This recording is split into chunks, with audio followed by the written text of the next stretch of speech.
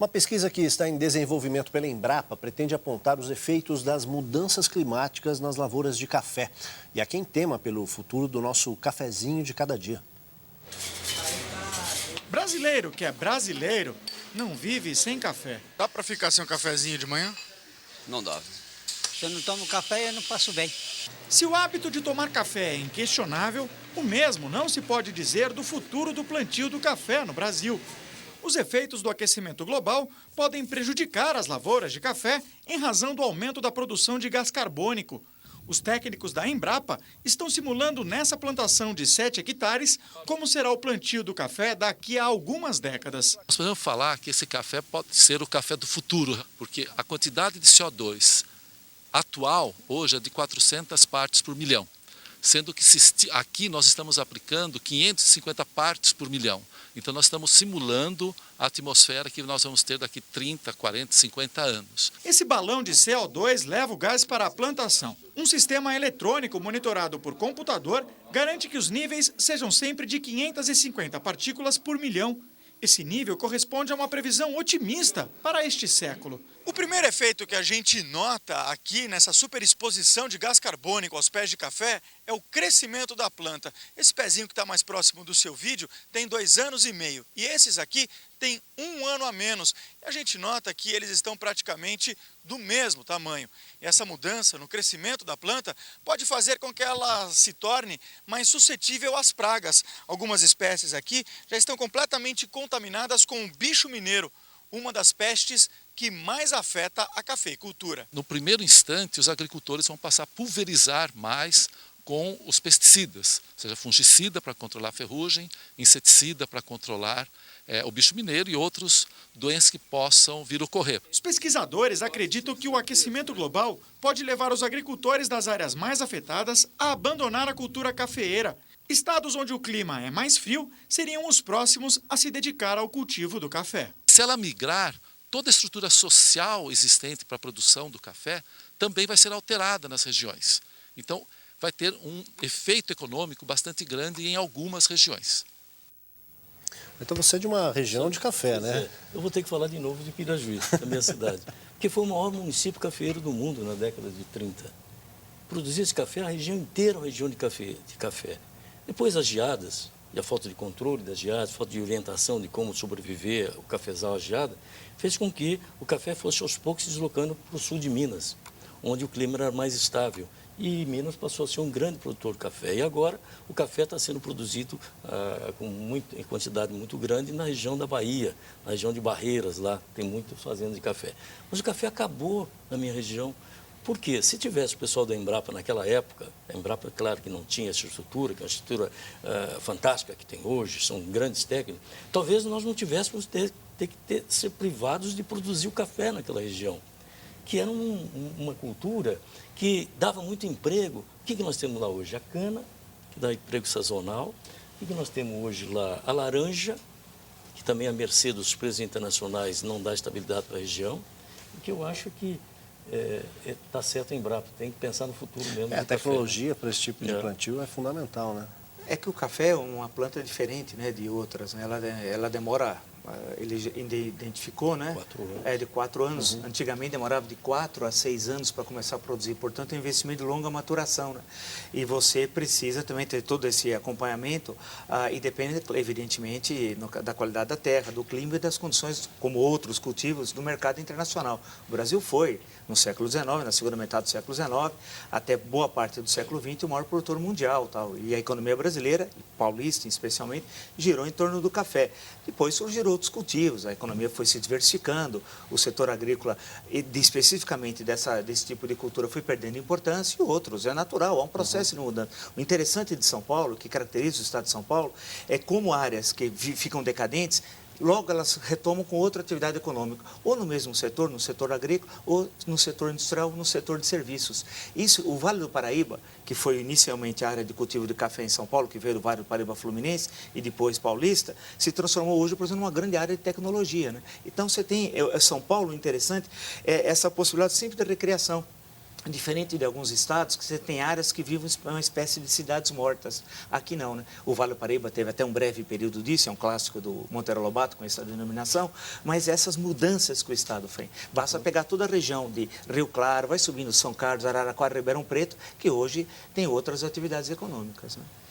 Vamos falar um pouquinho do noticiário internacional. Silvio Berlusconi envolvido em tentativa de chantagem. Obama leva apoio à líder da luta contra o regime militar da Birmânia. Na primeira vez que um presidente dos Estados Unidos visita este país da Ásia, Obama levou seu apoio pessoal a Aung San Suu Kyi, Prêmio Nobel da Paz de 1991. Ela passou anos presa por lutar contra a ditadura da Birmânia. Atualmente, ela ocupa uma cadeira no parlamento e seria eleita facilmente para a presidência se o regime permitisse eleições livres. Na Itália, a polícia prendeu uma quadrilha de albaneses que havia sequestrado o ex-contador do ex-primeiro-ministro Silvio Berlusconi. O grupo exigia 35 milhões de dólares para libertar a vítima e ameaçava divulgar documentos comprometedores sobre Berlusconi, incluindo sua ligação com a marroquina Karina Mahroubi, conhecida como Ruby. No Japão, testes novos apontam a presença de índices perigosos de radiação nos peixes do litoral de Fukushima. Desde o acidente com a usina nuclear da região, provocado pelo maremoto de março de 2011, a indústria pesqueira da costa nordeste do Japão foi dizimada. E agora, um ano e meio após o desastre, os peixes ainda contêm altas doses de material radioativo, principalmente césio. E olha, a gente falou do regime militar da Birmânia, hoje é Myanmar. Começa o julgamento do ex-goleiro Bruno do Flamengo e de outras 3 pessoas envolvidas no caso que chocou o Brasil. Em 2010, o desaparecimento da modelo Elisa Samúdio. Segundo a promotoria, ela foi morta por ordem do goleiro.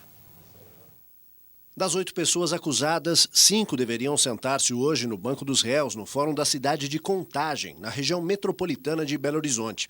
O ex-goleiro Bruno, a ex-mulher dele, Daiane Rodrigues do Carmo Souza, a ex-namorada, Fernanda Gomes de Castro, o amigo inseparável, Luiz Henrique Ferreira Romão, o Macarrão, e o ex-policial Marcos Aparecido dos Santos, o Bola, que teria sido o executor de Elisa Samúdio. Bola, no entanto, não ficará agora no banco dos réus. Depois de criar um impasse em torno da escolha dos jurados, a defesa do ex-policial conseguiu que ele seja julgado mais tarde. Os preparativos para o julgamento começaram cedo. A segurança em torno do Fórum de Contagem foi reforçada. 4 quarteirões estão isolados pela polícia. O esquadrão antibombas vasculhou o prédio antes da abertura. Somente 120 pessoas receberam autorização para entrar. Estudantes de direito, advogados, imprensa e 2 parentes de cada réu. A ex-mulher de Bruno, Daiane, foi a primeira a chegar. Ela responde ao processo em liberdade. Bruno e Macarrão saíram da penitenciária Nelson Hungria às 8h15 da manhã. Fizeram o trajeto de 20 quilômetros em carros separados e entraram pelos fundos do fórum. O ex-policial Bola, que está preso em outro lugar, e a ex-namorada Fernanda foram os últimos a chegar. A previsão dos advogados é que o julgamento demore cerca de 2 semanas. Para a promotoria, não há dúvidas de que Elisa Samúdio está morta. Modelo e atriz de filmes pornográficos, ela teve um filho de Bruno. Em 2010, tentava conseguir o reconhecimento da paternidade e uma pensão. Elisa gravou um vídeo com as ameaças que recebia como resposta. Aí ele pegou e falou, mas se eu te matar e te jogar em qualquer lugar, não vão descobrir que fui eu. Segundo a promotoria, além do vídeo que antecipa o que viria a acontecer, o último lugar onde Elisa esteve antes do desaparecimento foi o sítio do goleiro, em um condomínio perto de Belo Horizonte. Mas ela não chegou lá de livre vontade. Segundo a acusação, no dia 4 de junho de 2010, Bruno mandou que a ex-modelo e o filho, Bruninho, fossem sequestrados no Rio de Janeiro. Elisa foi conduzida ao sítio por Macarrão e um primo de Bruno, na época menor de idade. 6 dias depois do sequestro, Elisa e o bebê saíram de carro com o Macarrão e o primo do jogador. O destino, a casa do ex-policial Marcos Aparecido dos Santos, o Bola. Elisa teria se queixado que estava apanhando na casa de Bruno e recebeu uma resposta cruel de Bola, segundo o delegado que investigou o caso. Ele falou assim, você não vai apanhar mais não, você vai morrer. Sentou, fez a gravata e estrangulou a Elisa. O primo de Bruno disse à polícia que Elisa foi esquartejada e que viu os cachorros de bola comerem a mão dela. Mais tarde voltou atrás na acusação e disse que foi pressionado pelos policiais. Na justiça, Macarrão preferiu o silêncio. Não vou responder, silêncio. Foram feitas intensas buscas no sítio de Bruno, em Lagoas, Matas e outros pontos na região metropolitana, além da casa de bola. Mas o corpo de Elisa nunca foi encontrado. No veículo usado por Macarrão para conduzir Elisa do Rio para Belo Horizonte e do sítio à casa de bola, foram encontrados vestígios de sangue, segundo a perícia de Elisa Samúdio. A polícia indiciou 8 pessoas pelo desaparecimento e morte da modelo. Contra Macarrão e Bruno pesam as acusações de sequestro e cárcere privado de Elisa e do filho Bruninho. Junto com Bola, eles respondem também por homicídio e ocultação do cadáver da jovem. Daiane, primeira mulher de Bruno, é acusada de participar do sequestro e cárcere privado de Bruninho. E Fernanda, a ex-namorada, responde por sequestro e cárcere privado de Elisa e do bebê. A mãe de Elisa, Samúdio, acompanha o julgamento. Ela tem esperança de saber ali o destino da filha. A justiça que nós queremos é a condenação de todos os réus e principalmente os restos mortais da minha filha. Na Semana da Consciência Negra, o Jornal da Cultura apresenta uma série de reportagens sobre o negro no Brasil e nossas origens. Para começar, vamos mostrar o segundo continente mais populoso do mundo, a África, com uma área que ocupa 20% do planeta Terra.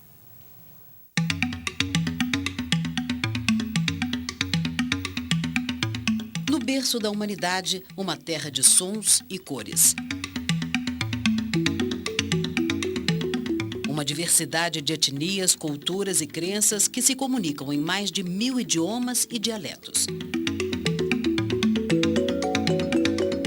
Com 54 países e mais de 1 bilhão de habitantes, esse imenso continente foi dividido em 2, a África Mediterrânea e a Subsaariana. Acima do deserto de Saara está a África Mediterrânea, ou Islâmica, formada por apenas 5 países: Marrocos, Argélia, Tunísia, Líbia e Egito. A maioria dos habitantes é de origem árabe e a região tem os melhores indicadores socioeconômicos do continente. O turismo é o que une a região, atraindo dezenas de milhares de visitantes todos os anos. O Egito é o país mais rico da região, com uma economia voltada para a agricultura, o petróleo e o turismo. Já no lado sul do deserto do Saara está a chamada África Subsaariana, que ocupa 75% do continente. A vida selvagem atrai visitantes que se aventuram por seus safaris.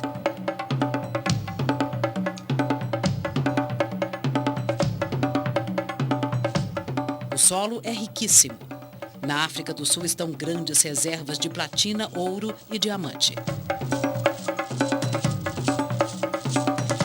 A África Negra apresenta uma das maiores diversidades religiosas do mundo. Cristãos, judeus, muçulmanos e um grande número de seitas politeístas que veneram e idolatram os elementos da natureza.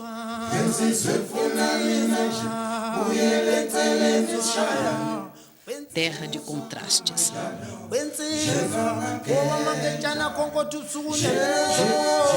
Paisagens naturais se desdobram para revelar os limites extremos da pobreza, da fome e das doenças, como a AIDS, que assombra mais de 23 milhões de africanos. Esse número corresponde a mais de 67% da população mundial com AIDS. Moçambique é um dos países mais afetados. Lá, 15% dos habitantes entre 15 e 49 anos estão infectados pelo HIV. Com a maior biodiversidade do mundo, a África é também o continente mais pobre.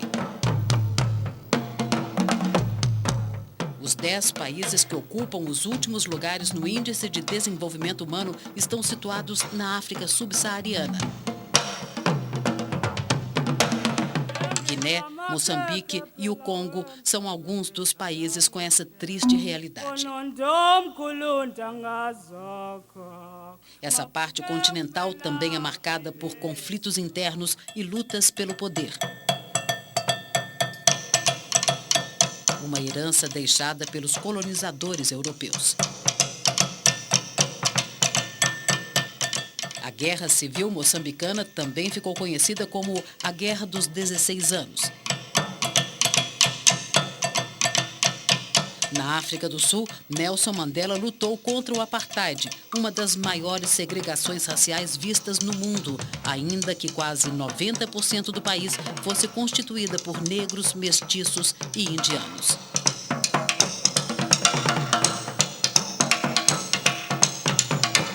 No continente, vivem mais de 2 milhões de refugiados vítimas de guerras e conflitos políticos. A seca também faz com que muitos africanos se desloquem e busquem refúgios em países vizinhos.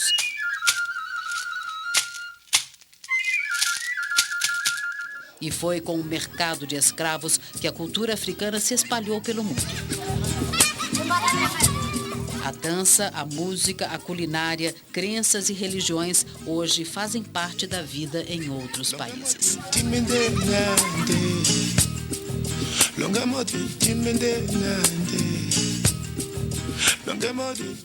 E lá nessa questão dos refugiados ali, qual é a situação mais complicada ali que a gente pode destacar? São muitas, viu? Você tem o problema no Congo, que era o antigo Zaire, que era o antigo Congo, que agora voltou com essa mesma denominação, que é um país grande. Você tem uma guerra civil que permanece, a região lá de Burundi, Ruanda. Você tem o problema entre o Sudão e Sudão do Sul, que surgiu recentemente, o Sudão do Sul. Há um problema entre a Etiópia e Eritreia, que se separou, virou um estado independente. Você vem aqui na região da Libéria, já na antiga África Ocidental Francesa. Há problemas de Guiné-Bissau, antiga colônia portuguesa, já um país dependente desde os anos 70, em que hoje narcotraficantes tomaram o governo, não só na Guiné-Bissau, como na antiga Guiné Espanhola. É um problema complicadíssimo. Há questões étnicas, questões tribais que antecedem muito a chegada dos europeus e o tráfico de escravos, que foi uma tragédia desde o século XV, que é onde ele indo para a Europa e, a partir do século XVI, vindo aqui para a América, que é uma enorme diáspora negra. Você tem os tumbeiros, que eram os navios negreiros, que saíam da África, com a colaboração das elites africanas, porque era impossível você trazer milhões de africanos do interior para o litoral e transladá-los, né, a passar pelo Oceano Atlântico e chegar ao continente americano sem o apoio das elites. É bom lembrar que grande parte dos traficantes na África eram negros. O Xaxá, por exemplo, é um célebre no século XVIII. Mas é o colonialismo, né? Mas ainda não tinha chegado. Depois chega, no século XIX é que chega efetivamente o domínio direto no interior, né? Aí que a dominação inglesa, francesa, fundamentalmente. E esses milhões que são trazidos aqui para os Estados Unidos, em sua maior parte, para a região das Antilhas e depois aqui para o Brasil, né? Que foram os 3 maiores fluxos para o continente americano. Você que é um historiador, já sabe melhor que eu. O que o colonialismo fez na África é que gerou toda essa pobreza que existe hoje.